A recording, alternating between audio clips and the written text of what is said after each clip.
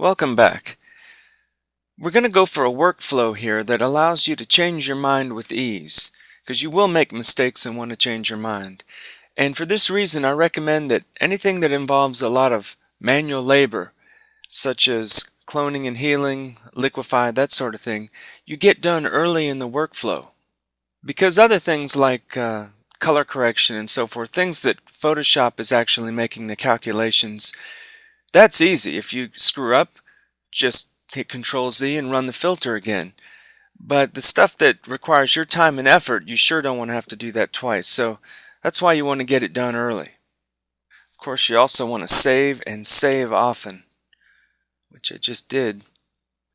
We're going to start off with the liquify tool, which you might think is something for gimmicks and all, but just about anything can be improved with the liquify tool. Just subtle contouring, that sort of thing.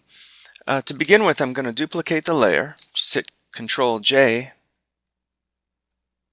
Now when you use the liquify tool, if you're only planning on liquefying a portion of your file, I'd recommend marqueing it off here. When you drag, you can also use the space bar to affect its positioning. We'll grab this chunk right here. I'm just going to raise her ears up a little bit on this dog. You can go filter liquify, brings up the filter.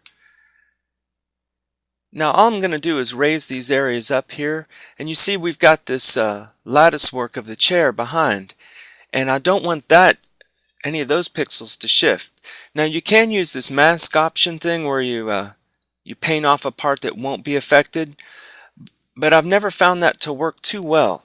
Instead, what I recommend you do, and I'm going to show you here, is we duplicate the layer, make the changes, and then the parts that get warped that we don't want, we simply create a mask to expose the good pixels that came from the original layer. Now because of the depth of field, she's a little out of focus here anyway. I'm going to start off with the forward warp tool, the top one, which is what I use for just about everything. These other ones I don't fool around with too much. You use the bracket keys to make the brush bigger, and if you use the shift key in conjunction, it'll move in bigger increments. I'm not going to do too much here, but what I recommend here on the settings is that you leave the brush density set to 50, which just ensures you an even fall off. It's just a perfectly soft edge, not favoring it where it begins or where it ends, but just a linear drop off. But the key here is to set the brush pressure very low, and this lets you build up your effect in degrees. So I've got it set to 10, and that works pretty well for me, and I'm just going to raise this up a little bit, and you can see it's just going up slow, and lets you kind of work in degrees. And I'll kind of work on both of these. I don't want to go hog wild here. In fact, this image doesn't really need any liquefying. Let's take this and I'll take a little of that edge off, but I just want to illustrate the point since we're on the subject. And see, I'm just going to round that off a little bit,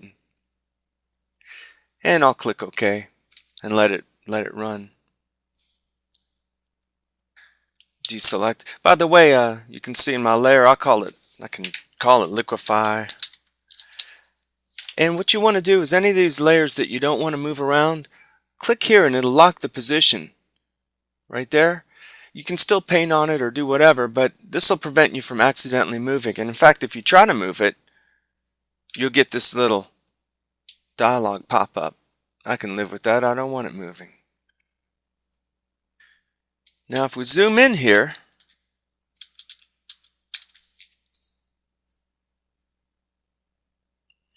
and we hide and show our layers, you can see how the lattice work has been warped also. So this is real simple. I'm just going to add a mask down here. Hit D on my keyboard to get the default black and white colors. Grab a brush. I'll go with a smooth edge. I don't worry too much about the size of a brush. The basic choices are a smooth edge or a harder edge, and if you choose a smooth edge, the gradient at the edge is proportional to the size of the brush. So if you want a more diffuse smooth edge, just make your brush bigger. So if you don't have black in the foreground, hit X to switch the colors. And then we're just going to come in here and I'll paint on here, and this will allow the original to show through.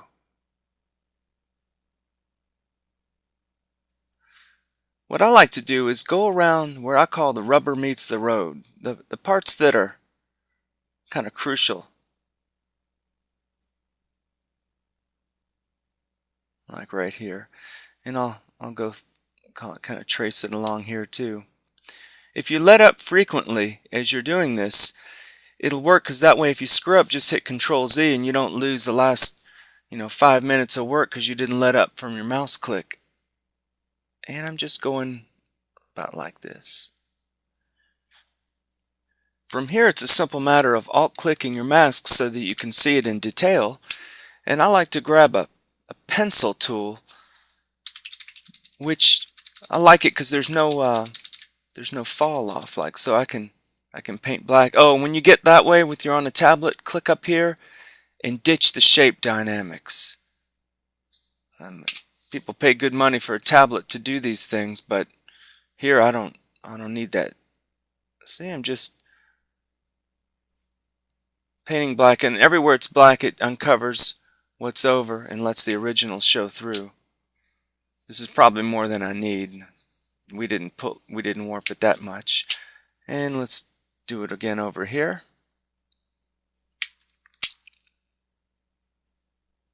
Here, I'll just pause it and finish it. Alright, we're done here.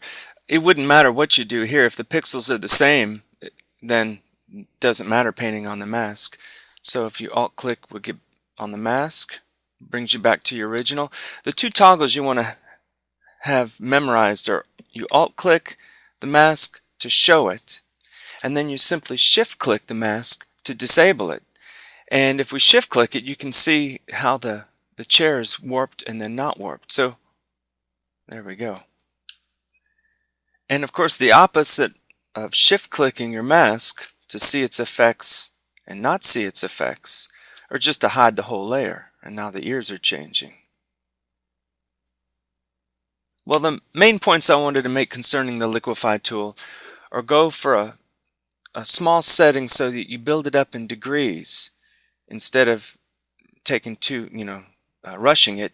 And also, instead of using that freeze mask deal they got on the dialog there, just duplicate your layer and then make a mask afterwards. And we have much more control, like you can see here. I like these results, and there's the before and after. So there's a minor cosmetic change that no one would even notice. However, she looks a little more alert. And similarly, you'll find ways in your images to do slight amounts of liquifying where the viewer will never know you've even been in there, but just little points for style to help it along. Now, two other things that involve a little bit of manual labor are cloning and healing, so we're going to tackle that next.